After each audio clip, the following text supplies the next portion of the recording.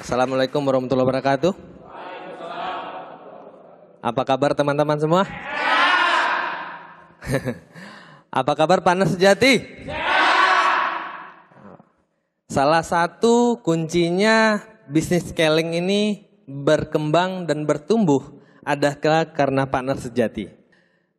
Seandainya Keling tidak mengadakan satu Partners Sejati di dalam sistemnya, dan saya yakin sulit untuk banyak orang untuk sukses. Untuk merubah seseorang itu adalah di Partners Sejati. Tetapi banyak orang takut untuk dirubah.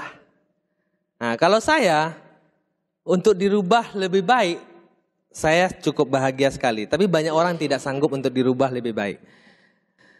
Tetapi saya bersyukur kenal dengan Keling. Ada sebagian training-training Keling lah yang membuat saya bisa berubah. Salah satunya adalah Partners Sejati.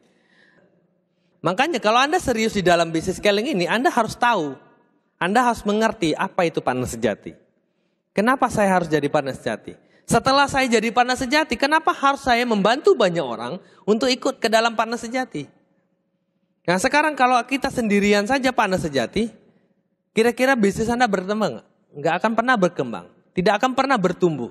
Kenapa? Karena kuncinya adalah Partners Sejati.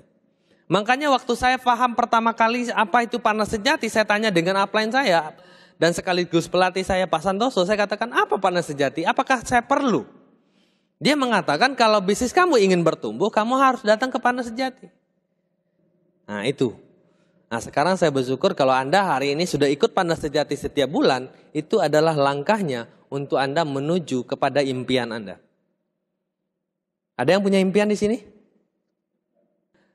Pesan saya tentang buku impian, buatlah impian yang benar-benar membuat Anda mau melakukan bisnis ini.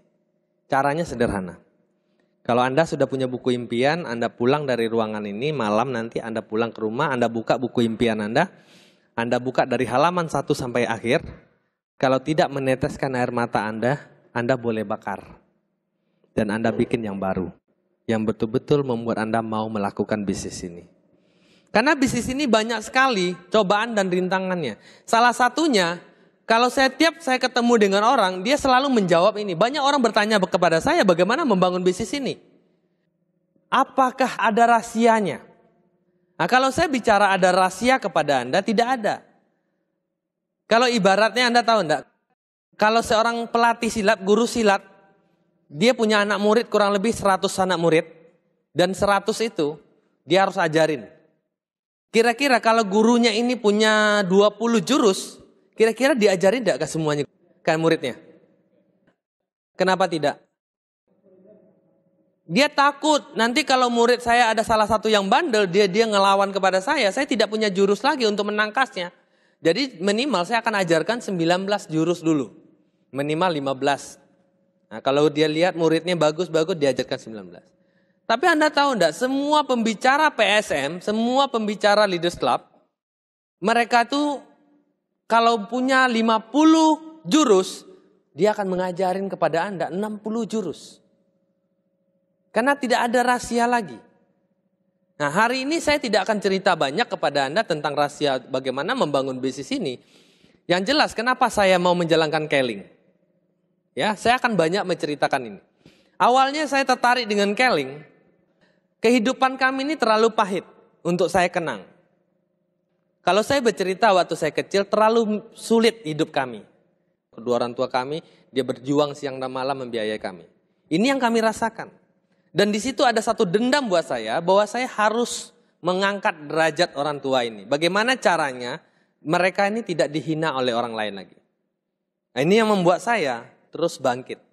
Nah, cuman saya bersyukurnya kepada diri saya tidak pernah memikirkan bagaimana kehidupan saya hari ini dan besok. Dan saya selalu memikirkan bagaimana kehidupan saya 5-10 tahun ke depan. Dan saya berharap Anda juga mempunyai ini. Kalau Anda tidak punya prinsip untuk Anda memikirkan bagaimana masa depan Anda 10-5 tahun ke depan, saya tidak tahu apa yang akan terjadi dalam kehidupan Anda. Nah, orang yang punya mimpi besar, dia akan mempunyai kehidupan yang jauh lebih cerah. Jauh lebih baik. Dan saya merasakan itu. Saya alhamdulillah, apapun yang saya lakukan, alhamdulillah saya harus tuntaskan. Saya harus tuntaskan. Ya, kalau saya cerita sedikit kepada Anda. Kenapa saya tidak sekolah? Bukan kehendak saya.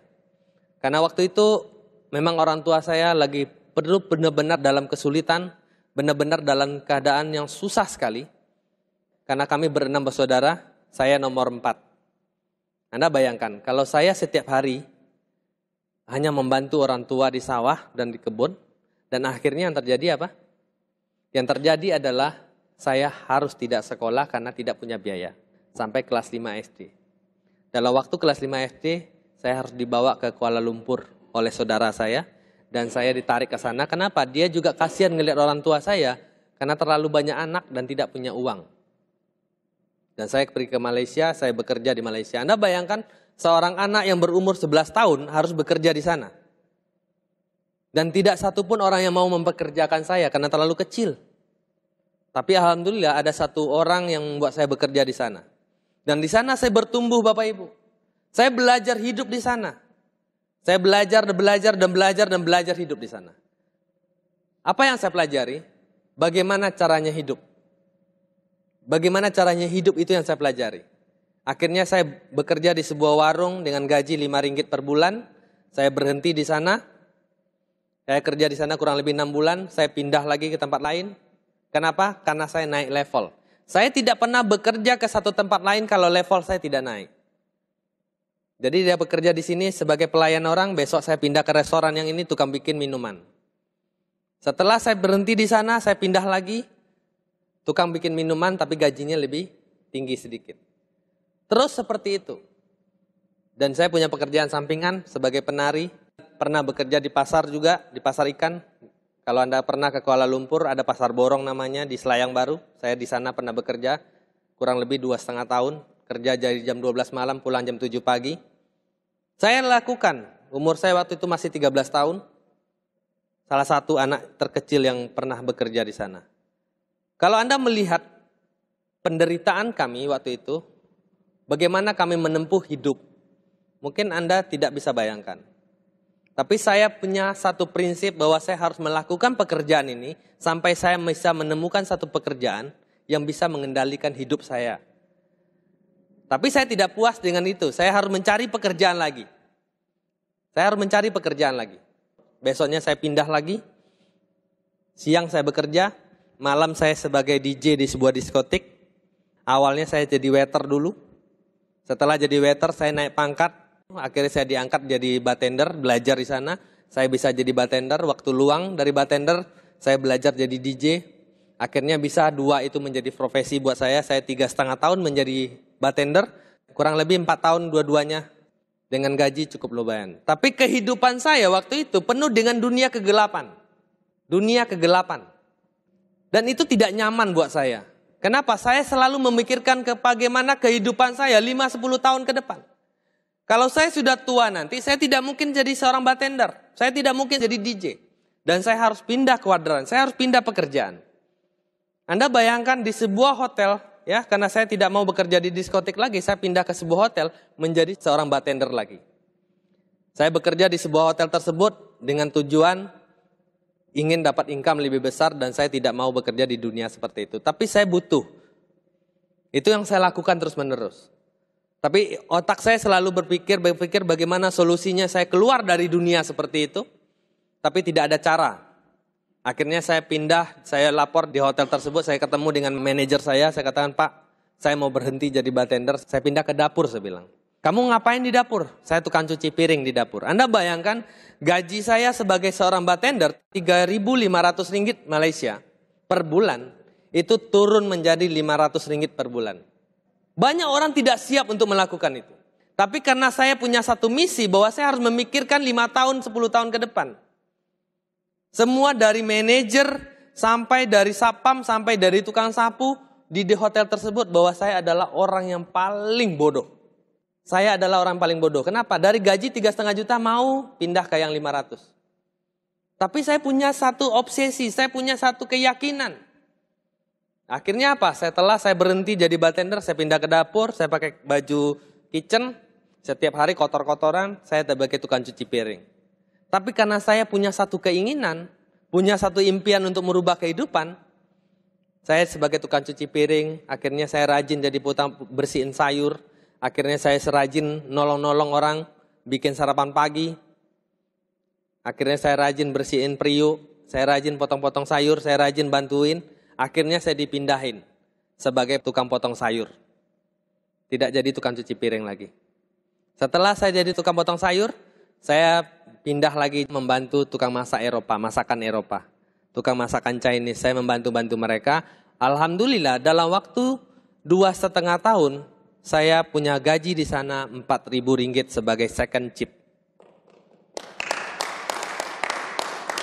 Artinya apa yang saya katakan kepada Anda, buat satu keyakinan dalam kehidupan kita. Buat satu keyakinan bahwa apa yang kita lakukan pasti ada efeknya, pasti ada hasilnya. Dan di situ pun saya katakan bahwa saya tidak memikirkan hasil 500 ringgit. Yang saya pikirkan adalah bagaimana kehidupan saya 5 tahun ke depan.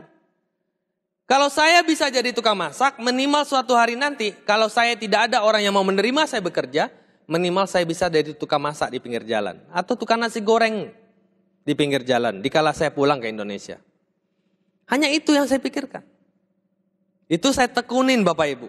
Tapi saya masih melakukan kerja malam sebagai tukang pasar, saya masih melakukan sebagai penari untuk menambah income saya.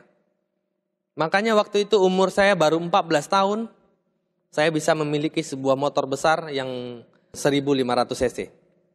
Saya beli waktu itu 40.000 ringgit karena saya banyak income Bapak Ibu. Saya siang bekerja, malam bekerja, double-double kerja. Capek nggak? Capek Pak. Tapi saya menikmatin semua proses itu karena saya ingin merubah kehidupan saya. Ada sesuatu kejadian tahun 97 akhir, itu yang membuat saya harus balik ke Indonesia. Saya sebenarnya sudah nyaman di sana. Saya sudah enak di sana. Saya punya teman di sana. 13 tahun saya di sana. Bukan sebentar Bapak Ibu. 13 tahun. Pulang saya ke Indonesia tahun 98. Saya di kampung selama 2 bulan. Saya balik lagi ke Jakarta. Saya pergi ke Jakarta. Orang mengatakan bahwa kota Jakarta lebih kejam daripada Ibu Tiri. Saya dengarkan saja.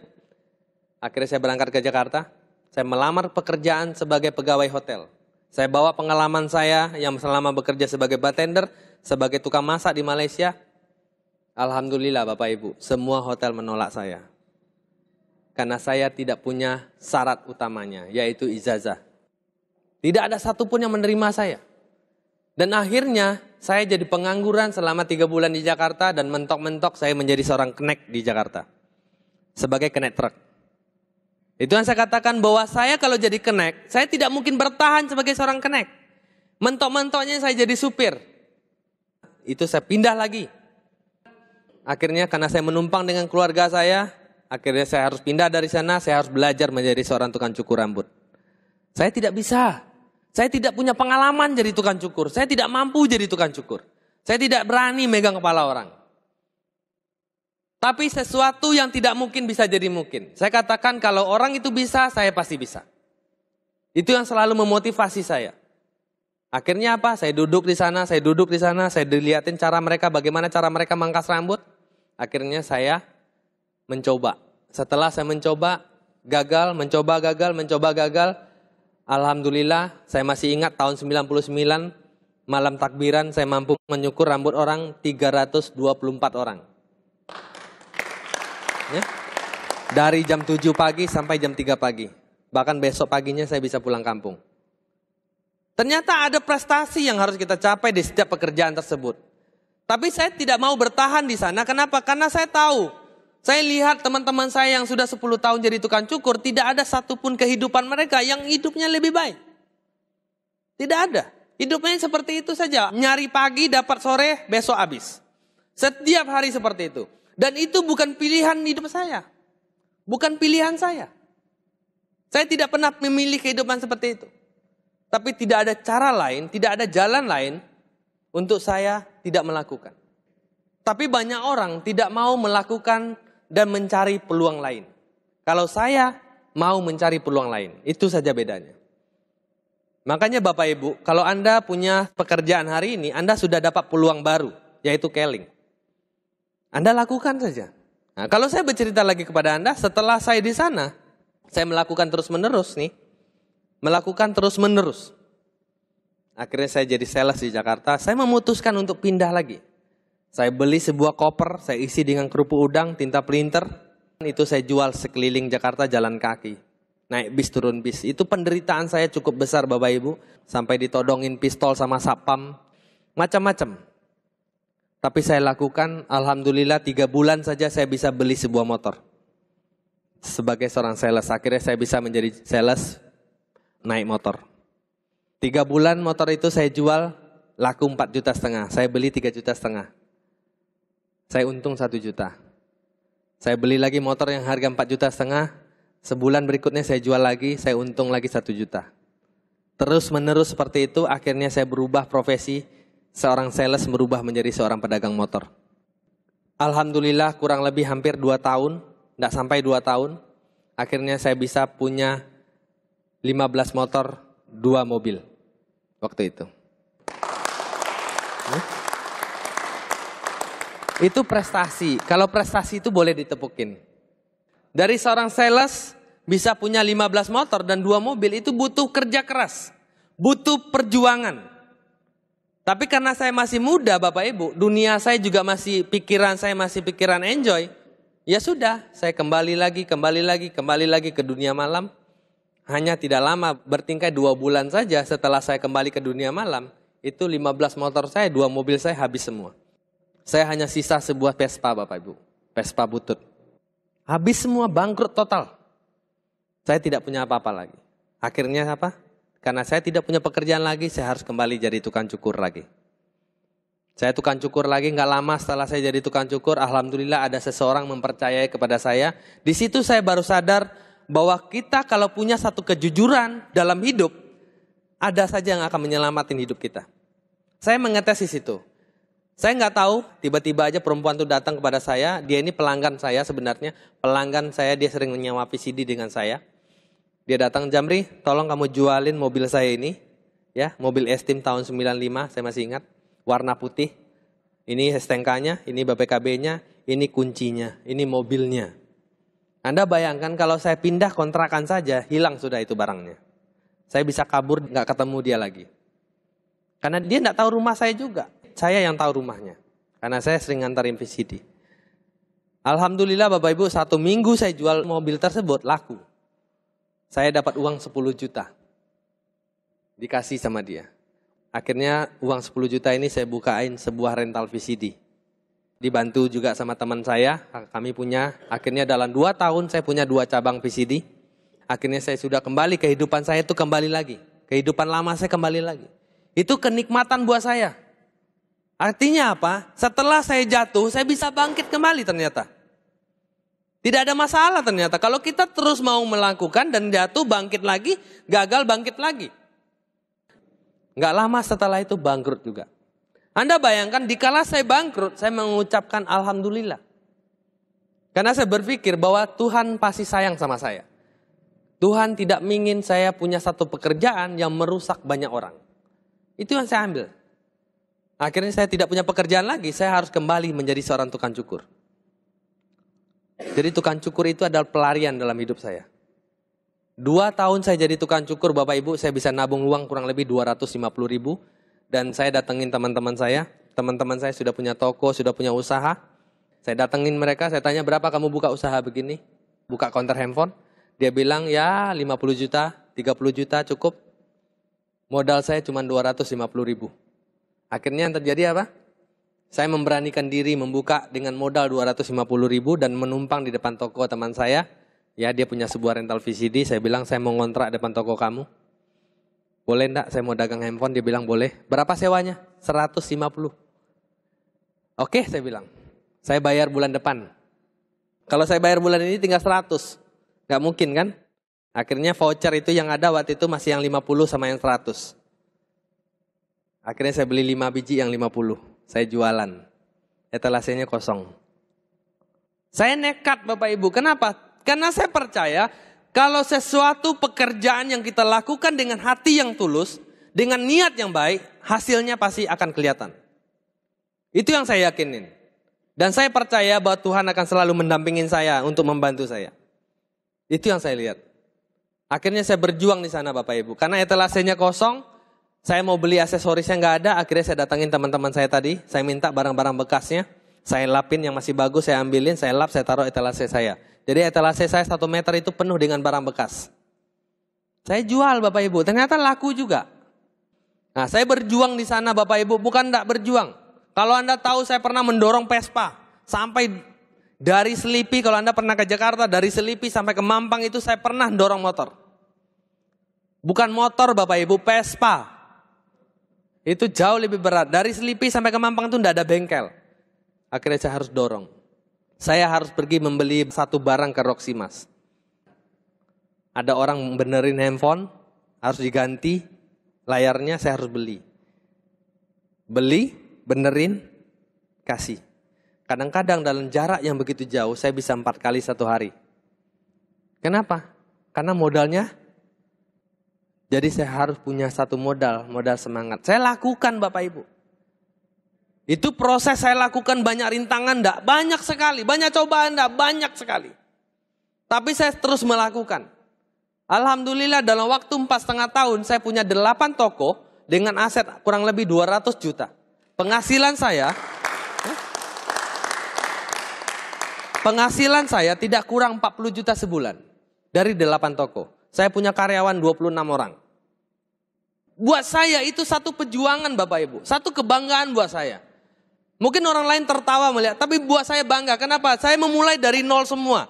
Saya memulai satu pekerjaan itu bukan dari digaji orang, dikasih modal sama orang, dipinjamin oleh orang lain. Tidak. Setelah pertambahannya itu baru saya meminjam uang. Karena sudah ada bukti. Tapi apa yang saya dapatkan di sana? Itu yang saya katakan tadi. Kalau kita bekerja dengan orang, ada resiko yang harus kita tanggung. Diatur orang, semua diatur. Waktu kita diatur orang, penghasilan kita diatur orang, semua diatur orang. Pekerjaan kita salah, diatur orang. Pekerjaan kita benar, diatur orang. Itu tantangan buat saya tidak suka seperti itu. Dikala saya buka usaha, ada tantangan lagi. Tantangan saya adalah saya harus memikir setiap hari. Memikirkan bagaimana usaha saya bisa berkembang lagi. Saya harus berpikir setiap bulan, saya harus bayar gaji karyawan sekian orang. Setiap tahun saya harus berpikir bagaimana bisa membayar kontrakan usaha saya. Dan itu bukan satu kenyamanan Bapak Ibu, itu bukan satu kenyamanan. Makanya tahun 2006 datang satu teman saya kepada saya menawarkan sebuah bisnis. Teman saya ini sudah bangkrut, dulunya orang kaya. Dia menawarkan bisnis keling ini kepada saya. Berbulan-bulan, bertiap hari ke rumah, tiap hari ke toko. Menawarkan bisnis ini. Anda bayangkan setiap hari dia ngomongnya cuma keling saja. Akhirnya di bulan ketiga saya terpaksa join keling. Anda bayang terpaksa join keling. Karena saya tidak tahu. Jadi kalau hari ini Anda menawarkan bisnis ini kepada orang lain di luar sana, Anda ditolak terus menerus, Anda harus belajar. Saya dulu pun sama. Saya berpikir kenapa saya ditolak terus sama orang lain. Terus saya stop, saya berhenti. Saya memikirkan upline saya. Kalau sponsor saya dulu, dia tidak mendatangin saya terus sampai saya join keling, saya tidak akan jadi Crown Ambassador. Jadi buat Anda Bapak Ibu, kalau hari ini Anda memprospek teman Anda, sahabat Anda, atau daftar nama Anda, jangan Anda menyerah waktu dia menolak. Tapi datangin terus sampai dia mau jadi member. Karena Anda patoknya cuma 2. Yang Anda tawarkan yang pertama adalah sehat. Yang kedua adalah uang. Dan tidak ada orang yang menolak yang 2 ini. Dan itu, kalau saya menolak karena saya tidak tahu. Dan sama, waktu saya menawarkan sama orang lain, dia menolak. Karena dia tidak tahu. Tugas saya untuk meyakinkan dia. Supaya dia mau, betul enggak? Ini yang saya lakukan. Akhirnya apa? Saya tidak tertarik juga. Setelah saya join, saya tidak tertarik. Tapi bersyukur anak saya sembuh dengan produk keling. Dan ternyata upline saya dan pelatih saya sampai hari ini, Royal Crown Ambassador Santoso Nyotokusumo, dia mendatangin saya selama 8 bulan Bapak Ibu. Dia mencoba meyakinkan saya selama 8 bulan dalam bisnis ini. Makanya saya hari ini kalau ada orang yang sudah saya memberin dan dia tidak mau menjalankan bisnis ini, saya tidak pernah menyerah untuk mendatangin dia. Karena upline saya melakukan hal yang sama. Coba, Anda waktu di prospek langsung join? Ibu langsung di prospek, langsung member? Setelah member langsung jalan? Coba Anda hitung. Berapa kali Anda di prospek, setelah itu Anda join? Berapa kali Anda di follow up, baru Anda mau jalankan. Betul enggak? Anda belajar di sana. Kalau Anda sekarang baru menawarkan 2 kali, 3 kali, 4 kali Anda menyerah, bagaimana kalau upline Anda menyerah dulunya? Baru 3 kali nawarin Anda menolak terus? Jadi saya hanya berpikir seperti itu. Saya selalu flyback dan mundur terus. Oh iya, saya harus lakukan itu. Dan saya tidak langsung jalankan Bapak Ibu. Prosesnya lama. Setelah Pak Santoso datang ke toko saya selama 8 bulan, itu 2 minggu sekali loh Bapak Ibu. Dalam 8 bulan itu dia datang ke toko saya 2 minggu 1 kali. Mencoba meyakinkan saya terus tentang Keling. Nah, saya di sana baru memulai. Dikala bulan 8, beliau mengatakan kepada saya, Jamri, kamu melakukan ini buat apa? Saya katakan, saya bilang cari uang. Oke, saya ingin bertanya sama kamu. Kalau sekarang, kalau yang ngatur waktu siapa? Saya bilang, waktu yang ngatur saya. Karena jam 8 pagi saya harus buka toko, jam sekian saya harus belanja, jam sekian tutup, jam sekian saya harus belanja lagi. Saya sampai rumah jam 12 malam nanti. Kamu lakukan ini buat apa? Buat nyari uang. Oke, saya mau tanya sama kamu. Kalau ada kehidupan yang luar biasa, mau nggak kamu? Yang seperti apa Pak? Ya kalau ada 3 tahun ke depan. Bukan waktu yang mengatur kamu, tapi kamu yang mengatur waktu. Terserah kamu mau bangun tidur jam berapa. Saya ini orang bodoh Bapak Ibu, jadi saya nggak ngerti, dia harus detail dianya. Saya tidak mengerti yang namanya passive income. Saya tidak mengerti yang namanya freedom. Saya tidak tahu itu. Cuman yang buat saya tertarik, ada uang yang nyari-nyari kita. Itu yang membuat saya tertarik. Kenapa saya hidup selama 30 tahun, uang tidak pernah nyari saya. Saya terus yang nyari uang. Di situ saya ngambil kesimpulan cuman di situ. Di situ saya baru memulai bisnis ini. Saya tanya dengan beliau bagaimana cara membangun bisnis ini. Bagaimana cara membangun bisnis ini? Beliau mengatakan, ada satu sistem. Ada satu modul yang bisa membuat kamu manis. Oke Pak, apa langkah pertama? Oke, kamu kumpulkan kurang lebih 20 orang teman kamu. Terus kamu cerita tentang produk ini. Kamu presentasi mereka seperti BOP. Kamu udah pernah datang ke BOP? Udah. Kamu presentasi seperti itu. Oke Pak, saya kumpulkan semua teman saya di sebuah restoran Bapak Ibu. Saya bilang makan-makan. Ngumpul semua, saya tidak tahu caranya. Jadi saya melakukan kuantitas. Saya tidak melakukan kualitas, harus canggih dulu, harus begini, tidak. Saya melakukan apa yang sudah saya mengerti, apa yang sudah saya tahu, saya lakukan saja. Saya tabrak saja. Ya alhamdulillah Bapak Ibu, semua 20 orang teman saya itu tidak ada yang join, tidak ada yang beli produk.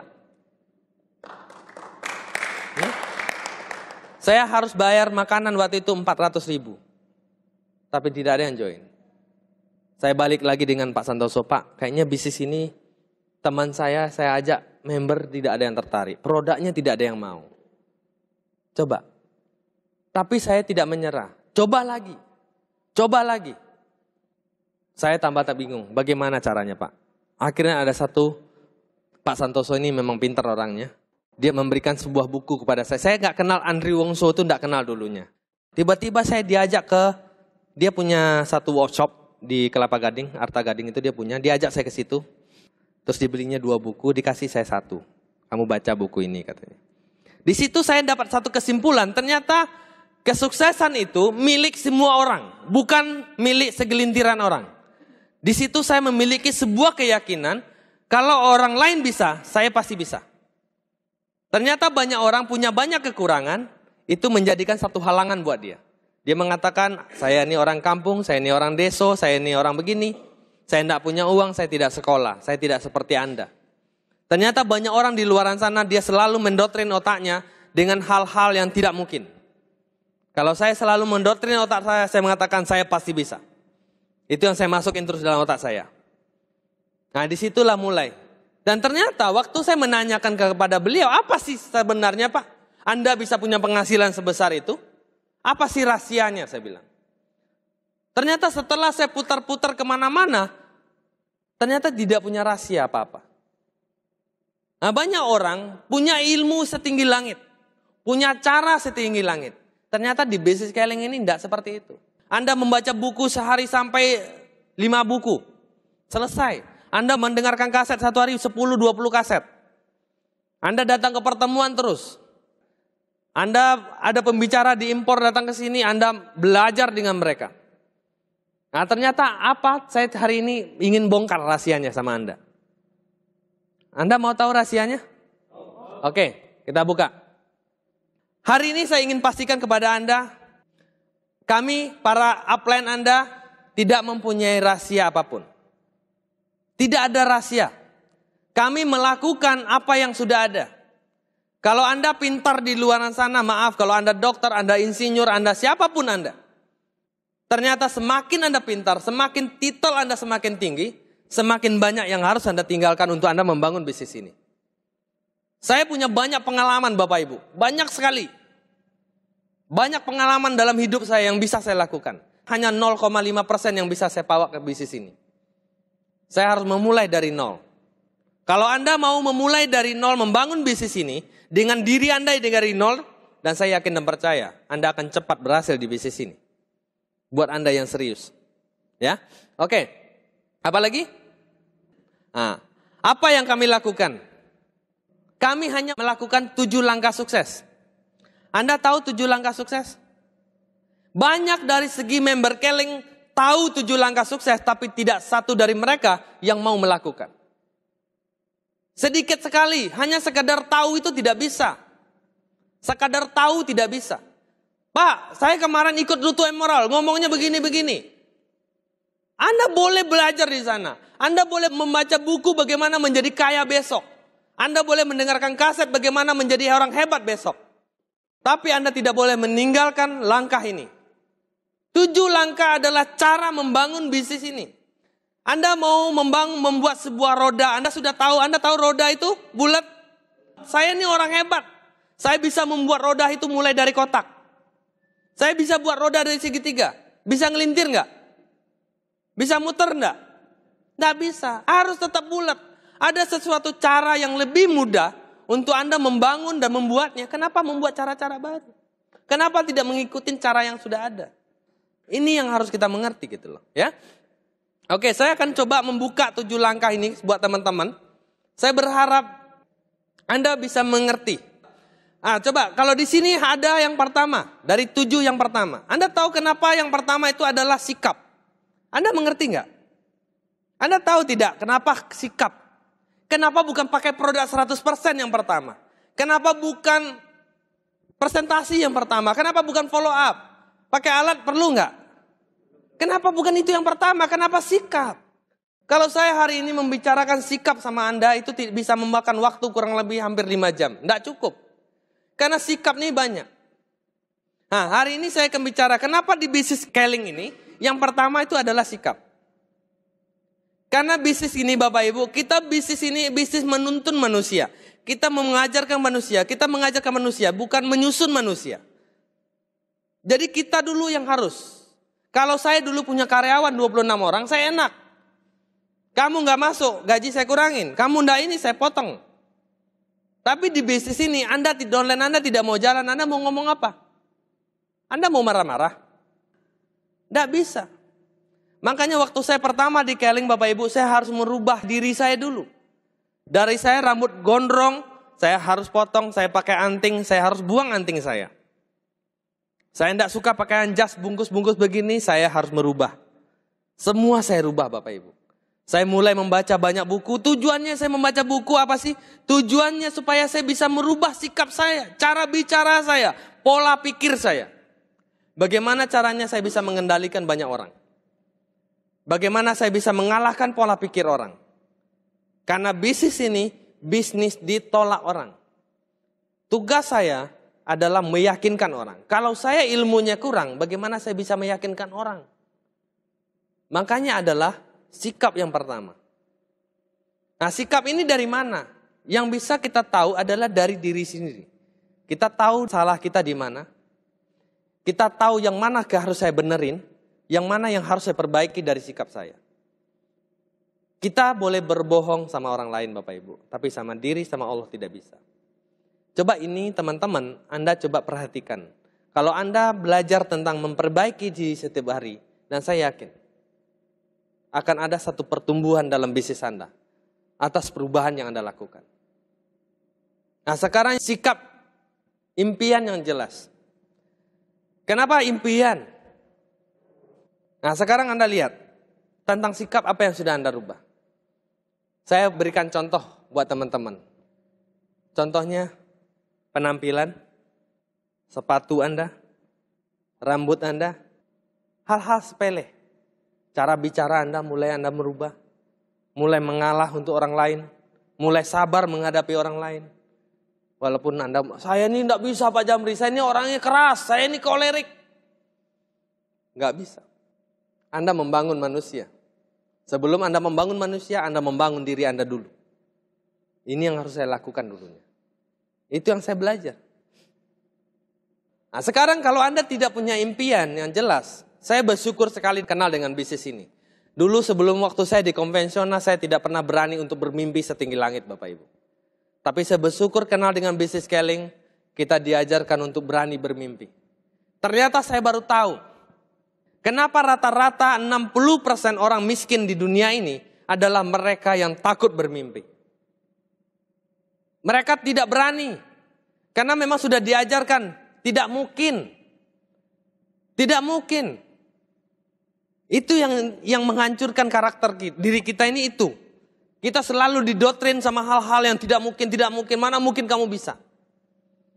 Nah dan saya semenjak kenal Keling, saya sudah punya satu ide bagaimana kehidupan saya 15 tahun ke depan. Saya hari ini sudah mulai merancangnya.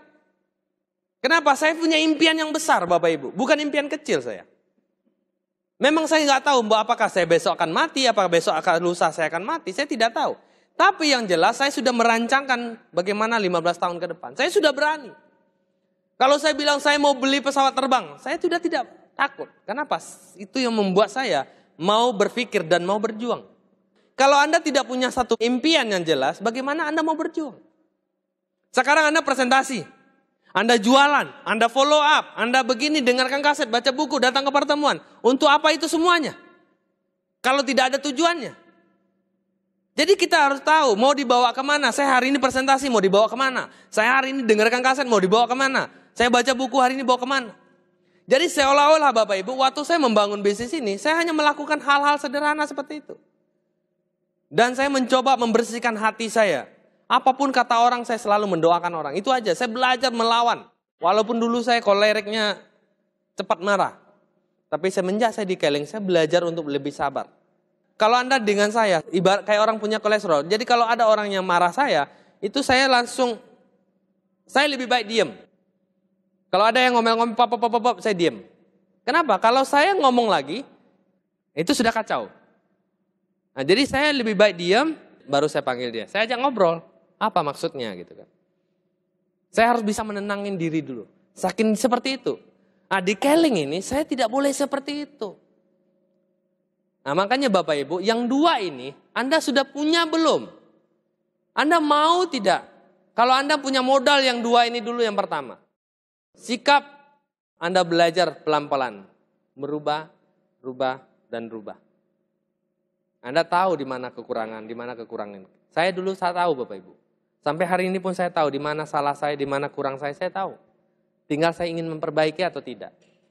Tapi kalau saya ingin terbang lebih tinggi, saya harus mau memperbaiki. Karena saya punya impian lagi yang lebih besar. Oke, yang nomor 2 apa? Banyak dari orang membangun, saya seorang bisnismen, saya pernah berdagang Bapak Ibu, saya pernah punya usaha, saya pernah bekerja dengan orang lain. Nah, banyak orang tidak mau memakai produknya sendiri. Tujuannya apa sih? Anda percaya tidak percaya? Saya kenal Pak Yagus itu dulu tahun 2007 akhir ya. Saya kenal beliau 2007. Anda tanya dengan dia. Saya setiap ke sana, saya selalu memakai semua yang di tubuh saya produk Keling. Semua. Saya tunjukkan bahwa saya pemakai produk. Kenapa? Setiap kami presentasi, saya menceritakan hanya 2 hal kepada presentasi saya. Yang pertama anak saya sembuh, yang kedua orang tua saya sembuh dengan produk Keling. Kemana-mana saya presentasi, saya cerita kepada orang lain. Saya tidak cerita yang lain-lain. Nah, kecuali saya ketemu orang sakit, terus dia sembuh juga, akan saya ceritakan juga. Akhirnya, setiap saya presentasi, saya cuma menceritakan apa yang saya alamin. Alamin saya pakai sendiri, saya alamin anak saya, orang tua saya, orang yang saya bantu lewat produk Keling. Akhirnya apa? Kepercayaan diri kita tuh meningkat. Contohnya seperti itulah, hal-hal sederhana gitu. Waktu saya di Aceh, Malam-malam saya cuci muka pakai foam keling, saya pakai krim malam, besok pagi saya diketawain sama downline saya. Pak, bapak ini kok kayak perempuan pak katanya. Malam pakai krim, siang pakai krim. Loh, yang saya pakai produk keling. Karena produk keling saya bisa cingklong sedikit, kenapa saya tidak mau pakai? Betul enggak? Dan kalau saya pakai, saya bisa presentasi dengan orang lain. Kan nggak ada masalah. Muka Anda bersih nih. Pakai produk keling, pakai krimnya seumpamanya gitu kan. Krim lebih mengkilat sedikit ya kan. Terus Anda naik motor berdebu-debu mukanya pakai foam. Cuci dulu. Anda lebih ganteng kok, lebih cantik kok. Terus ada BV-nya, BV-nya bisa menghasilkan uang. Anda tinggal promo kepada orang banyak. Anda bayangkan, satu RT rumah Anda. Kira-kira di warga Anda gitu, satu RT itu berapa kakak kira-kira? 40, nggak usah banyak-banyak deh. Mereka mau pakai satu sabun, sama pakai satu sampo, sama produk kecantikan. 3 itu aja, setiap rumah satu pakai. Kira-kira berapa sih BV Anda setiap bulan? Anda tadi pernah ikut BOP enggak? Ikut BOP? Tujuannya keling apa? Merubah produk konsumsi harian kita menjadi bisnis yang menguntungkan, betul enggak? Nah sekarang tujuannya keling kita diajarkan untuk memakai produk. Setelah Anda pakai, Anda ceritakan kepada orang lain. Kalau dalam 40 rumah yang ada di satu RT Anda dan semua mereka merubah produk konsumsinya. Menguntungkan siapa kira-kira? Menguntungkan diri kita dan menguntungkan orang yang memakai. Betul enggak? Ini loh tujuannya. Nah kalau Anda sudah jadi Diamond Crown Ambassador nanti 400 BV cukup enggak buat Anda pakai sendiri? Enggak cukup. Kami sebulan tuh 400 BV enggak cukup sebenarnya. Anda hitung deh. Anda di rumah berapa? Kalau Anda 2 orang doang di rumah ya enggak cukup lah. Kalau kayak saya enggak cukup gitu loh. Saya 800 BV belum dikirim ke kampung buat ibu bapak saya. Omega, klorofil, segi buat bapak saya. Buat anak saya Omega Kit itu enggak cukup 3 botol sebulan. Enggak cukup. Karena senang sekali dia. Berdua itu. Enggak cukup akhirnya gitu. Nah sekarang bagaimana Anda bisa memakainya? Kalau Anda sudah memakai produk keling itu, 20% dari 400 BV, Anda 20%-nya Anda pakai, 80%-nya Anda jual. Tapi minimal Anda memakai terus. Supaya apa? Supaya bisa bercerita kepada orang lain. Dan kita juga percaya diri. Makanya selalu saya katakan, kalau Anda punya pengalaman dan Anda memakai produk tersebut, dan Anda berani mendemo produk, itu 95% orang pasti beli. Pasti beli. Nah, dan banyak dari segini kita pertama tidak punya pengalaman pemakainya. Betul? Yang kedua, konsep kesehatannya dengerannya sebentar. Jadi tahunya cuma cleansing, balancing, active fitting. Yang lain dari itu sudah tidak tahu. Terus ngasih tahu harga. Akhirnya orang tuh mahal. Betul enggak? Salah siapa itu kira-kira? Nah, oke, Anda hari ini presentasi nih. 5 orang hari ini. Ada 10. Anda tawarin ke 10 orang nih. Ternyata 10 orang ini nolak semua. Tidak ada satupun yang beli. Padahal yang Anda tawarkan apa tadi? Kesehatan. Kira-kira mereka salah enggak nolak? Yang salah siapa? Berarti yang nawarin. Berarti yang nawarin butuh ilmunya lagi. Dengarkan konsep kesehatan lagi. Baca filing system lagi. Orang itu tidak mungkin menolak. Kalau Anda bisa menyampaikan kepada dia. Ini loh produk keling. Ditambah lagi Anda tidak pernah memakainya. Jadi ya udah. Nggak mengerti. Nah ini yang Anda ajarin. Anda ajarin di luar. Bagaimana produk konsumsi harian kita menjadi bisnis yang menguntungkan. Itu tujuannya ya. Oke, apa lagi? Membuat daftar nama yang panjang. Nah, saya tidak akan cerita tentang daftar nama ini kepada Anda. Kenapa? Karena daftar nama ini sudah ada kasetnya. Nah, sekarang membuat daftar nama ini penting Bapak Ibu. Ini adalah salah satu peta untuk Anda menuju menjadi Crown Ambassador. Nah, banyak dari mereka, Pak, saya sudah daftar nama, saya sudah habis. Anda tahu kenapa daftar nama habis? Anda tahu kenapa? Kenapa mereka cepat daftar nama? Bukan tidak direvisi, bukan karena tidak prospecting. Kira-kira Anda punya, setiap orang ini punya lebih enggak dari 100 kira-kira temannya? Lebih? Kenapa bisa habis? Karena Anda waktu presentasi cerita, Bapak, maaf, Tidak tertarik. Anda presentasi lagi. Tidak tertarik. Ya sudah, next. Anda bilang begitu kan, saya cari orang lain. Anda begitu juga, presentasi lagi. Tidak mau juga. Oke, tidak apa-apa. Saya akan buktikan saya sukses sama Anda. Presentasi lagi. Kalau 100 semuanya seperti itu, terus Anda mau prospek siapa lagi? Saya katakan kepada Anda dulu, dia tidak tahu apa yang dia tolak. Jadi tugas kita adalah bagaimana kita bisa menawarkan sama dia sampai dia mau. Kalau dia menolak, salah siapa? Salah yang menawarkan. Berarti Anda butuh ilmunya lagi bagaimana meyakinkan dia. Berarti banyak dengarkan kaset lagi, banyak baca buku lagi. Bukan masalahnya di orangnya. Coba kita main hitung-hitungan. Anda masing-masing punya 100 teman. Dari 100 orang yang Anda tawarkan bisnis scaling, masa 10 tidak mau join? Dari 10 teman Anda ini, ada 3 orang yang mau menjalankan bisnisnya.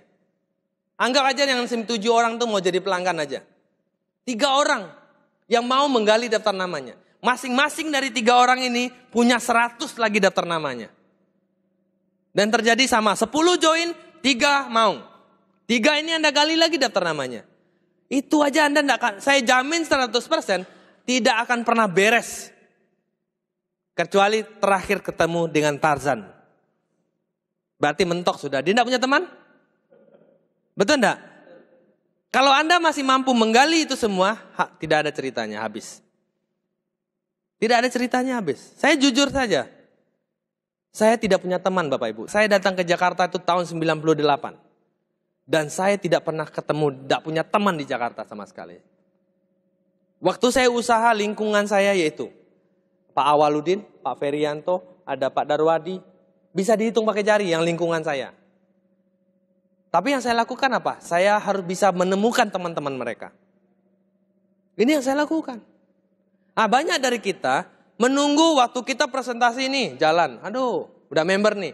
Langsung, waduh ini leader ini. Ini besok, nggak dibantuin, nggak diajarin, nggak diduplikasikan. Terus terjadi apa? Pak, downline saya itu kok susah diatur ya Pak. Jadi gini, Anda pernah melihat itu enggak? Anda pernah melihat itu?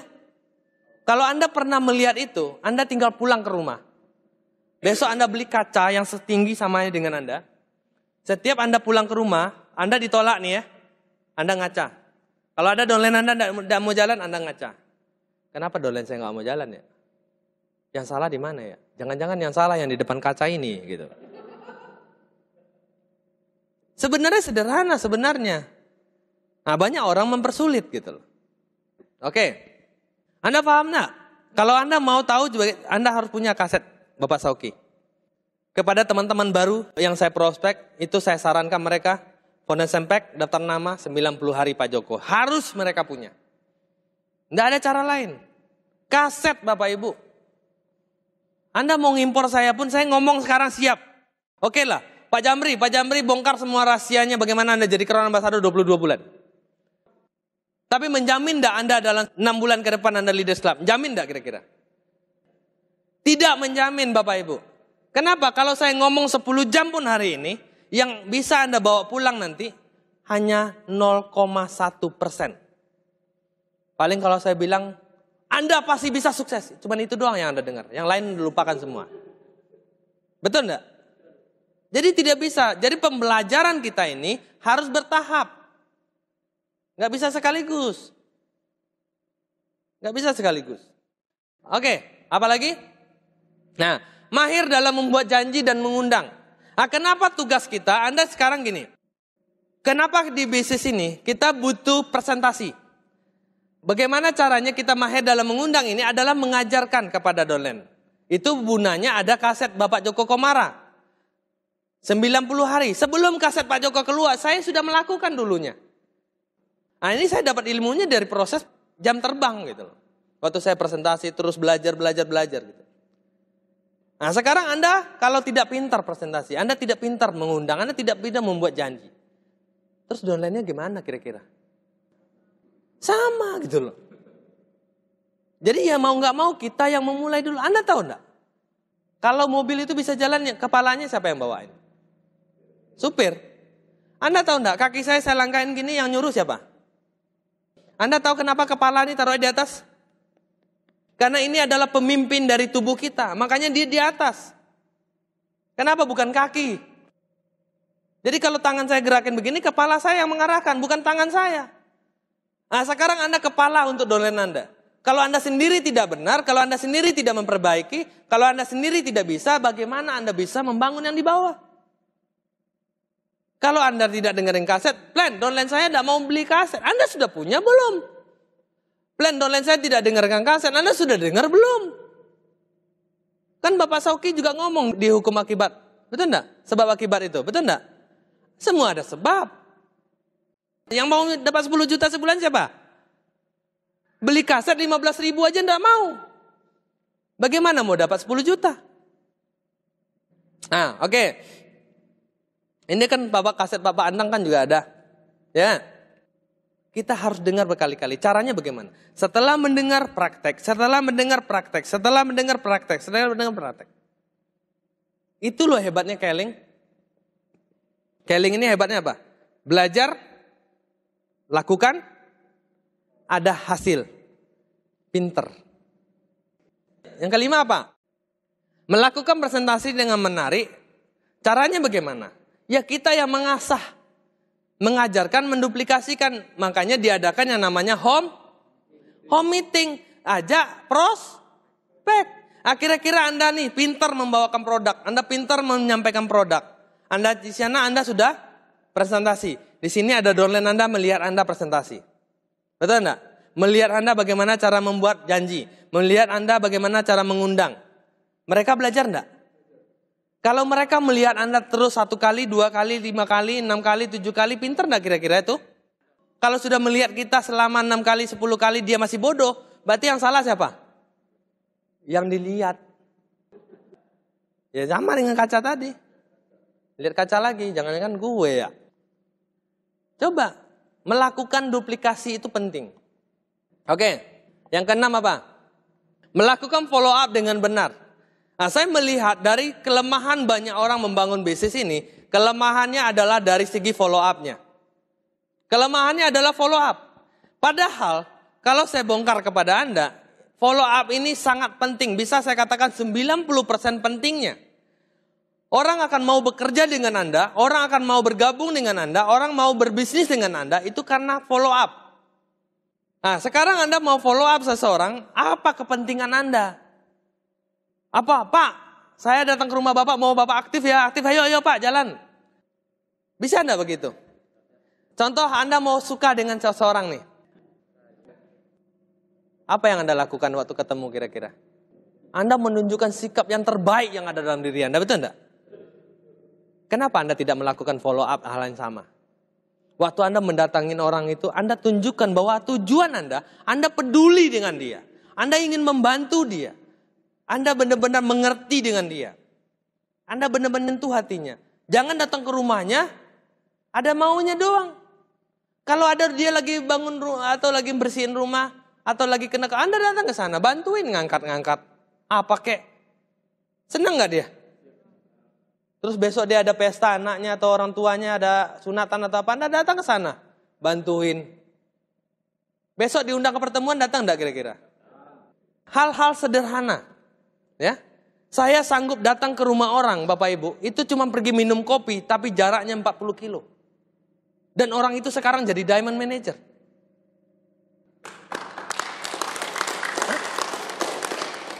40 kilo jauh apa dekat sih? Saya datang ke rumahnya cuma pergi minum kopi segelas. Dan nanyain, gimana kabarmu?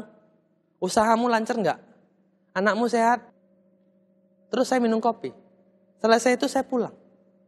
40 kilo. Selama 6 bulan saya lakukan itu. Sekarang jadi diamond juga. Oke, secara ringkasnya. Contohnya, Anda datang ke rumahnya. Dari mana, Pak Jamri? Gua mau dari sono tadi. Ya, gue pikir dekat rumah lo, gue mampir gitu kan. Ngeliat ada lu gak? Kebetulan ada. Oh iya, silakan masuk. Mau minum apa? Ya terserah deh. Pasti dikasih minum gak kira-kira? Anda ngirit berapa kira-kira itu? Tetapi tugas Anda lewat 1. Apa? Silaturahim. Kira-kira kalau Anda begitu terus, tapi jangan tiap hari. Kalau tiap hari ntar Anda diusir, ngabisin minumannya. Tapi minimal Anda datang ke sana seminggu sekali gitu. Contohnya begitu. Anda akan pergi, Anda akan pulang dari sana. Ya wis mampir aja. Ya mana tahu yang ngasih Anda minum itu akan jadi diamond di dalam grup Anda. Anda tidak pernah tahu.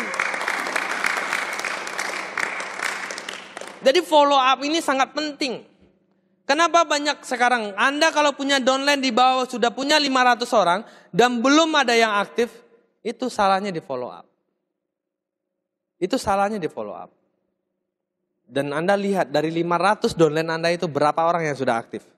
Kalau hanya 10 orang yang aktif, berarti cara pembimbingan follow up Anda tidak benar. Kurang. Pendekatan Anda kurang. Itu yang dikatakan. Orang tidak pernah melihat kita hebat. Anda hebat, Anda kaya, Anda jagoan, Anda begini, tidak pernah lihat. Tapi orang melihat seberapa peduli kita sama dia. Itu yang dilihat. Pesan. Paku yang kita tancapkan ke dinding, kalau kita copot lagi, bekasnya ada nggak? Mau dipoles kayak bagaimanapun masih ada nggak? Masih ada.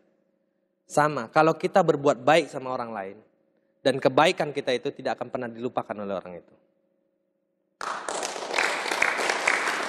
Jadi kita nikmati saja. Ya, oke. Yang ketujuh apa? Memakai alat bantu. Tidak ada satu cara pun Anda membangun bisnis ini tanpa alat. Jangan Anda tawar lagi beli filing system, beli buku testimoni, beli akupuntur. Anda jangan nawar. Itu alat. Langganan kaset. Beli kaset PP1, PP2. Jangan ditawar Bapak Ibu. Nah, alat e-calling apa? Buku, kaset, pertemuan, edifikasi, duplikasi, konsultasi. Anggap ini alat semuanya untuk Anda bisa. Kenapa? Karena buku adalah salah satu perkembangan diri. Saya jujur saja Bapak Ibu, kenapa saya bisa seperti hari ini? Karena saya bisa mengangkat satu kepercayaan diri setelah baca buku. Saya tidak hobi baca buku. Kalau saya baca buku jauh lebih buruk daripada Anda. Kenapa? Saya baca bukunya lama, karena saya tidak sekolah. Ngejak satu-satu dulu membaca bukunya. Tapi saya lakukan. Baca buku, dengar kaset, datang ke pertemuan. Jadi waktu saya di Keling, saya cuma ngambil kesimpulan. Buku kaset pertemuan itu fungsinya buat apa sih? Jadi saya mengangkat itu adalah satu syarat. Satu syarat untuk menjadi Crown Ambassador. Jadi setiap hari, saya harus baca buku. Jadi saya baca buku aja sudah. Dalam waktu 5 menit saya baca buku, saya tutup lagi, saya jalan. Di atas motor saya dengarkan kaset. Ada pertemuan apapun saya datang. Jauhnya kayak gimana pun saya datang. Kenapa? Karena itu syaratnya. Kalau saya tidak melakukan syaratnya, saya tidak akan sampai ke puncak itu. Saya sudah melanggar hukumnya. Jadi saya melakukan itu saja. Makanya saya tidak pernah miss datang ke pertemuan. Saya datang terus ke pertemuan sampai Crown Ambassador. Saya BOB-nya di Surabaya saya. Rute Emerald pertama saya di Pekanbaru. Coba, ke Pekanbaru berapa ongkosnya? Saya datang ke sana. Jadi seolah-olah saya ini ada satu syarat untuk saya datang ke pertemuan itu adalah syarat menuju Crown Ambassador. Kalau saya tidak mengikuti syarat itu, saya tidak jadi Crown Ambassador. Jadi setiap hari saya terpaksa melakukan, dengarkan kaset, terpaksa baca buku, terpaksa datang pertemuan. Jadi saya haus ilmu akhirnya. Saya selalu datang ke sana ke sistem, kaset baru apa lagi yang ada. Jadi saya benar-benar haus dengan ilmu. Kenapa? Karena kita butuh satu cara Bapak Ibu. Anda untuk mendapatkan uang 50 juta itu tidak gampang. Gampang enggak? Enggak gampang Bapak Ibu, susah. Jadi Anda harus bisa. Apalagi? Jadilah good team player. Kenapa Anda harus masuk ke team player? Nah, kenapa Anda harus masuk ke team player? Karena bisnis ini duplikasi. Perlu Pak Jamri kan sudah ada timnya. Kenapa Anda datang cepat pulang akhir? Bantuin gitu loh. Bantuin nyusun kursi, bantuin ini enggak masalah. Saya dulu jujur saja, Anda boleh tanya dengan berapa teman-teman yang ada di bawah saya, teman-teman saya tanya. Pernah nggak saya suruh mereka? Enggak pernah, tapi mereka melihat. Saya datang, saya nyusun bangku, apa yang perlu saya kerjain. Mereka ngelihat. Oh iya, ternyata setelah itu saya peringkat naik, bonus saya naik. Mereka lihat, kunci sukses Pak Jamri itu. Mereka niru akhirnya. Nah, akhirnya kita juga belajar di sana. Nah, Anda contoh buat orang lain yang mau sukses. Jadi lakukanlah hal yang baik. Jadi gini pesan saya. Hal yang baik yang kita lakukan itu ditiru oleh orang lain 50%. Kita melakukan udah 100% ini. Hal yang paling jelek yang kita lakukan 50% ditiru 100%. Itu sulitnya di bisnis ini. Jadi mau nggak mau kita melakukan yang terbaik terus. Makanya sikaplah yang pertama. Pakai pakaian case system dengan benar. Cobalah dirapikan, belajar pakai dasi. Nah, kalau teman-teman bawa motor itu kayak saya dulu naik motor juga saya Bapak Ibu. Saya siapkan busa di motor. Buat busa buat apa? Kalau sepatunya kalau kotor, lapin pakai busa. Jadi tetap mengkilat. Saya lakukan hal seperti itu. Terus baju putih kalau saya pergi ke pertemuan kan naik motor kan cepat hitam kerannya. Saya taruh selampet di sini biar nggak hitam. Jaga. Pakai minyak rambut, yang minyak rambutnya yang agak keras supaya apa kalau kena helm tetap bagus gitu loh. Ini melakukan hal-hal yang sederhana dulu. Jangan melakukan harus Bapak Ibu, langkah 1000 ada langkah pertama. Berikanlah contoh yang baik, yang bisa ditiru. Jangan yang nggak bisa ditiru, ya. Tunjukkan Anda seorang yang profesional, sopan dan menghargai orang lain. Itulah ciri khas Keling. Tunjukkan bahwa kita sopan dan mau menghargai orang lain. Tunjukin. Seumpamanya contoh hal-hal kecil Anda datang ke BOP pertemuan. Anda merokok-rokok di depan sana, Anda nunggu undangan. Tapi kita pakai jas seperti ini. Kita rapi-rapi seperti ini. Tapi bawa undangan baru. Hal-hal sederhana seperti itu. Dijaga. Kita membangun sebuah bisnis besar Bapak Ibu. Nah, coba itu dijaga. Buatlah goal yang kecil yang Anda akan capai dalam waktu dekat agar kita bisa mewujudkan goal yang besar. Jangan menuju ke Crown Ambassador. Crown Ambassador itu titiknya. Sekarang buat teman-teman yang belum panas sejati, kapan saya panas sejati? Harus punya target. Kalau Anda tidak punya target, apa yang akan terjadi? Kapan jadi manajer harus jelas bulan tahunnya. Kenapa peringkat Anda nggak naik-naik? Karena Anda tidak punya ini. Saya harus punya Bapak Ibu. Harus punya. Kalau nggak punya ya nggak nyampe. Nggak nyampe. Gimana mau nyampe? Oh nggak ada target kok. Nah sekarang Anda bertanya, Anda follow up buat siapa? Anda presentasi buat kemana? Saya mau presentasi hari ini 10 kali karena saya bulan depan harus panas sejati. Benar kan? Tapi kalau nggak ada target, ya wes semampunya masih tidur, ntar aja lah. Ntar aja lah. Udah malam. Besok aja deh. Tapi kalau Anda punya target, Anda tidak akan pernah mengampun. 3 bulan dari hari ini, saya harus menjadi panas sejati. Berarti saya harus presentasi 30 kali per hari. Karena punya target. Nah, manager. Kapan jadi Emerald Manager? Kapan menjadi Silver Leaders Club? Target saya Silver Leaders Club ini dulu Bapak Ibu, itu 8 bulan. Tapi saya akhirnya bonus saya 12 bulan itu 14.800.000. Bulan berikutnya, kalau nggak salah saya 15 juta. Bulan berikutnya 18 juta. Tapi nggak ada recognition. Nggak ada recognition. Bulan berikutnya 25 juta. Bulan berikutnya 28 juta, bulan berikutnya 32 juta. Akhirnya rekor nggak ada, saya terpaksa ngambil Gold Leaders Club. Sampai hari ini saya pertahankan, ya. Nah, jadi Anda harus punya target. Kalau enggak punya target gimana? Pak, saya pasti jadi Leaders Club. Ya wes, semua yang member kalian juga pengen. Yang member kalian pengen enggak semua? Semua orang mau. Makanya yang jadi Leaders Club itu sedikit, betul enggak? Sampai sekarang selama 9 tahun di Indonesia, baru di atas 1000 lebih. Karena mereka menulis kapan dia harus menjadi Leaders Club. Jadi dia tahu presentasi per hari berapa, kaset yang harus dengar berapa. harus datang pertemuan, ngundangnya berapa. Dia tahu. Akhirnya Pak Nas Sejati nggak lu lagi, datang sendirian mulu tiap bulan, ngapain? Target Pak Nas Sejati bulan depan saya harus bawa 5 orang. Pak Nas Sejati berikutnya 10, Pak Nas Sejati berikutnya 20. Kalau ruangan ini penuh dengan Pak Nas Sejati, yang kaya siapa? Anda itu loh. Duitnya masuk kemana? Ke rekening Anda itu loh. Nah, kalau segini yang Anda doang bisa kaya Anda sendirian? Tidak bisa. Kemarin ada orang yang inbox ke Facebook saya, dia mengatakan, Anda jangan sombong. Dia bilang saya sombong. Anda jangan sombong katanya. Anda bisa sukses karena banyak orang di bawah Anda. Loh, emang bisa sukses sendirian? Jangankan di Keling, di mana saja bisa sukses enggak sendiri? Bakri bisa kaya sendiri enggak dia kira-kira? Kalau dia enggak punya orang-orang pintar di bawahnya itu. Enggak punya karyawan bisa enggak? Nah, di Keling bisa, dia enggak bisa juga. Kita membutuhkan orang lain. Kita membantu orang lain untuk sukses.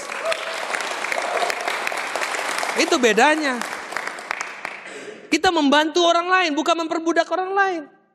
Bukan membuat Anda 3% untuk membantu 9%, bukan. Kalau Anda tidak mau 93%, Anda cari orang lain 3%. Bantu dia 6%, Anda naik.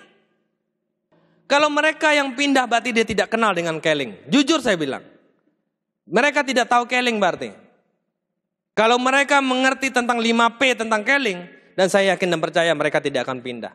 Makanya kemarin ada yang chatting sama saya di Facebook, Pak, kenapa ya Pak, sekarang orang Keling banyak pindah ke MLM lain? Saya cuma jawab 2 kata. Yang pertama, karena dia tidak punya bonus di Keling. Yang kedua, karena orangnya malas. Titik. Dan apa yang sudah kami mulai harus kami selesaikan sampai Crown Ambassador. Itu bedanya kami dengan orang luar sana yang belum berhasil itu. Dikala kami mulai menyelam, mulai berenang di dasar laut, kami tidak mau mendengarkan omongan orang. Kalau orang mengatakan laut itu dalam, saya tidak pernah percaya sebelum saya sampai ke dasar laut itu. Saya tidak mau tahu. Banyak ikan hiu Pak, saya tidak mau tahu, saya harus sampai ke dasar. Kalau orang mengatakan harus jadi Crown Ambassador, tidak ada tawar-menawar. Saya sudah memulai Crown Ambassador finishnya. Saya harus hajar terus. Senior Royal itu adalah pilihan kita Bapak Ibu. Mau pilih atau tidak? Tapi kan itu manusia tadi. Serba kekurangan. Oke, apa lagi? Kira-kira semuanya ini perlu dilakukan enggak kira-kira? Oke, dibuka. Ternyata tidak perlu dilakukan. Coba, enggak perlu ternyata. Coba dibuka lagi.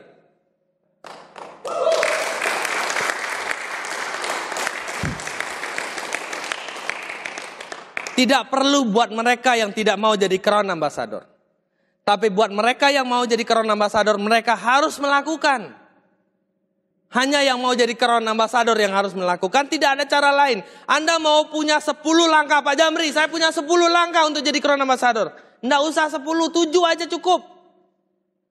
Pak Jamri, saya kurangin 1 boleh? Nggak boleh, 7. 230 Crown Ambassador lebih hari ini. Mereka adalah memulai dari 7 langkah. Kenapa Anda harus tawar? Mereka yang Leaders Club lebih dari 1000 orang. Memulai dari 7 langkah. Walaupun mereka insinyur, mereka kontraktor, mereka pengusaha, mereka orang bodoh, mereka tidak bisa nulis, mereka tidak apa-apa. Mereka memulai 7 langkah, mereka bisa jadi Crown Ambassador. Oke, apa lagi? Kalau tadi adalah salah satu 7 langkah untuk membangun bisnis ini. Sekarang saya ingin menceritakan sesuatu buat Anda. Dan cerita ini kurang lebih hampir sama pengalaman hidup saya. Apa yang saya alamin kurang lebih hampir sama dengan ini. Jadi saya menceritakan ini kepada Anda, saya berharap Anda jangan bersedih. Karena ini pengalaman saya. Tapi kalau mungkin ada persamaan dengan Anda, saya tidak tahu. Tapi jadikanlah ini satu motivasi buat Anda mau bangkit dan mau berjuang di bisnis ini. Jangan pernah menceritakan mengenai diri Anda kepada siapapun, karena orang yang menyukai Anda tidak pernah memerlukannya. Dan orang yang tidak menyukai Anda tidak akan pernah mempercayai Anda. Saya baca lagi. Jangan pernah menceritakan mengenai diri Anda kepada siapapun. Karena orang yang menyukai Anda tidak memerlukannya. Dan orang yang tidak menyukai Anda tidak akan pernah mempercayai kepada Anda. Kita sebagai manusia, kita selalu menceritakan nasib kita sama orang lain. Kesusahan kita sama orang lain. Itu yang saya pernah alamin. Dikala saya mengatakan sama orang lain, saya ini susah Pak, saya begini Pak, saya nggak kerja sekarang. Keadaan saya seperti ini Pak. Ternyata orang itu hanya tertawa. Orang itu cuma tersenyum. Ternyata orang lain hanya mengatakan, kamu kasihan ya. Apapun yang kita ceritakan tentang hidup kita, nasib kita, keadaan kita sama orang lain, orang hanya mengatakan, oh, tapi dia tidak pernah peduli dengan kita. Jadi buat apa kita menceritakan keadaan kita sama orang lain? Buat apa kita menceritakan nasib kita sama orang lain? Kita yang tahu kita jalanin dengan satu niat, saya akan merubah keadaan saya mulai hari ini. Itu yang membuat motivasi dalam hidup saya. Jangan biarkan seseorang menjadi prioritas dalam kehidupan Anda. Jika Anda hanyalah sebuah pilihan dalam kehidupan mereka. Sebuah hubungan berjalan dengan baik apabila seimbang. Kenapa Bapak Ibu? Saya pernah bekerja di sebuah perusahaan dulu. Setelah saya pulang kerja, saya sempat berfoto di sebuah mobil mewah di depannya. Ternyata yang punya mobil itu turun, yaitu bos saya. Dia marah-marah dengan saya. Kamu kalau mau foto jangan dipegang mobilnya. Di situ batin saya menangis Bapak Ibu. Saya cuma mompang foto, cuma naruh tangan saya begini. Padahal di mobil tersebut ada keringat saya karena saya membantu dia. Saya bekerja keras di perusahaannya. Saya hanya menjadi pembantu buat orang lain untuk kesuksesan orang lain. Sebuah hubungan berjalan dengan baik apabila seimbang Bapak Ibu. Ketika kita bangun di pagi hari, kita memiliki dua pilihan. Pilihan sederhana, kembali tidur dan bermimpi, atau bangun dan mengejar impian tersebut. Pilihan itu terserah kepada Anda. Bapak Ibu, kalau Anda bermimpi di siang hari Bapak Ibu, dengan diiringin dengan bekerja keras, diiringin dengan berdoa, diiringin dengan mau belajar, impian itu 100% bisa Anda wujudkan.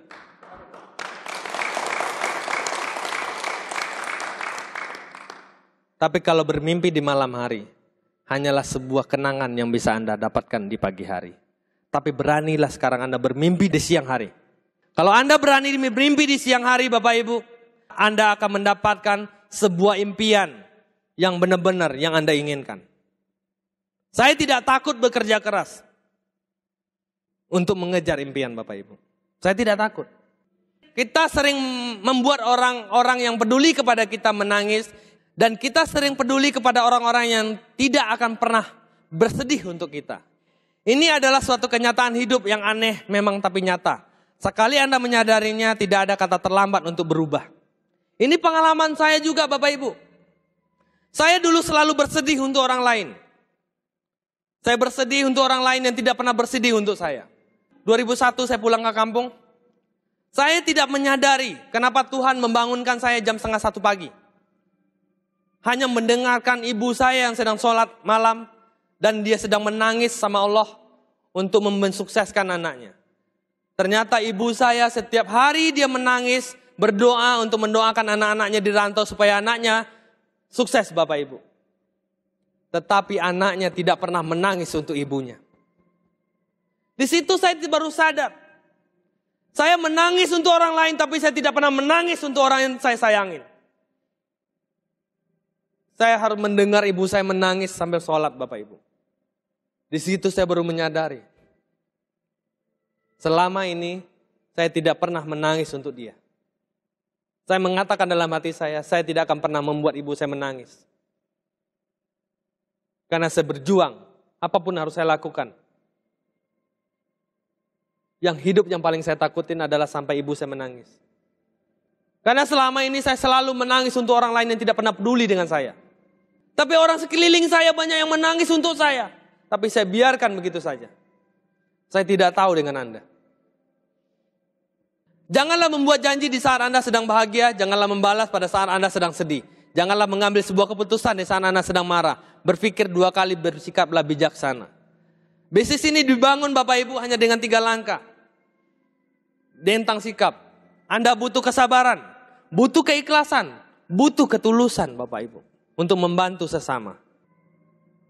Bapak Ibu, hari kemarin tidak pernah kembali, tapi hari esok masih ada.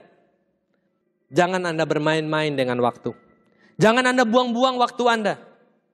Kata-kata menyesal adanya di belakang Bapak Ibu, bukan di depan. Buat apa menyesal di belakang? Buat apa Anda mengatakan, kenapa saya tidak mulai 1 tahun yang lalu? Kenapa saya harus bermain-main dengan bisnis ini? Kenapa Anda tidak sekarang belajar untuk menyesal di depan? Dikala dalam otak Anda mengatakan, saya menyesal di depan. Kalau saya tidak mulai hari ini, saya akan menyesal. Karena jalan sudah melewat. 1 hari perkurangan dari umur saya. 1 hari berkurang lagi. Saya habiskan duduk dengan teman-teman tapi tidak ada hasil. Jangan pernah menunda Bapak Ibu. Selalulah Anda katakan bahwa hari esok belum tentu ada. Saya harus memulai hari ini. Hari esok belum tentu ada. Saya akan memulai hari ini. Kalau ada sesuatu yang membuat nanti tidak, saya akan memulai hari ini. Ucapkan terus Bapak Ibu. Jangan pernah Anda menunda. Penundaan bukanlah satu menuju keberhasilan Bapak Ibu. Tapi penundaan adalah pemanjangan umur yang ada dalam diri kita. Jangan pernah mau Anda menunda. Lakukan hari ini. Lakukan hari ini. Saya akan mulai hari ini. Saya akan mulai hari ini. Saya akan mulai hari ini.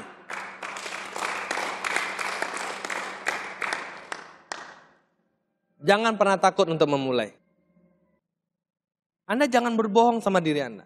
Saya hari ini mengatakan sama Anda siap tidak presentasi per hari 30 kali? Saya hanya butuh orang yang siap. Saya cuma butuh orang yang ingin merubah hidupnya. Saya butuh orang yang punya impian. Presentasi per hari 30 kali bukan sesuatu yang berat. Kalau Anda tidak siap presentasi 30 kali per hari Bapak Ibu, tapi Anda menginginkan dapatkan 10 juta per bulan. Susah enggak Anda presentasi 10 kali per bulan? Anda cuma ketemu orang, ngomongin keling, ketemu orang ngomong keling. Anda 1 hari bisa ketemu orang berapa kali? Cuma cerita keling. Saya tidak takut Bapak Ibu. Kenapa? Saya tidak mau lambat-lambat. Saya tidak mau lambat. Karena saya tahu kerjain bisnis ini cepat atau lambat akhirnya akan jadi crown ambassador. Tapi saya tidak mau lama-lama menerima percobaan dan tantangan Bapak Ibu. Tidak mau. Kalau Anda bisa jadi crown ambassador 2 tahun, kenapa Anda pilih 5 tahun? Prosesnya lebih lama. Percayalah Bapak Ibu. Anda mempercayai Allah, Anda punya Tuhan. Percayalah bahwa Tuhan akan membantu Anda. Setiap saat, setiap detik. Dia akan selalu bilang oke setiap apa yang kita minta. Dia tidak pernah bilang tidak. Kami jadi crown ambassador karena kami melakukan lebih daripada orang lain. Kalau orang lain presentasi 10 kali per hari, kami 20 kali Bapak Ibu. Kami melakukan lebih dari orang lain. Kalau mulai hari ini Anda melakukan lebih dari orang lain, dan saya yakin akan ada crown ambassador di kota Anda.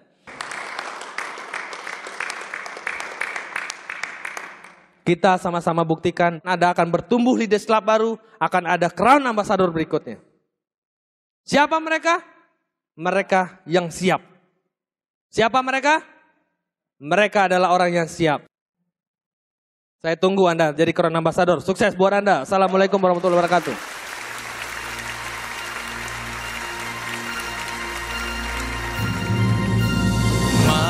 Majulah bersama masa depan yang cerah, dan jangan kau pernah ragu, coba serta buktikan. Kelly, your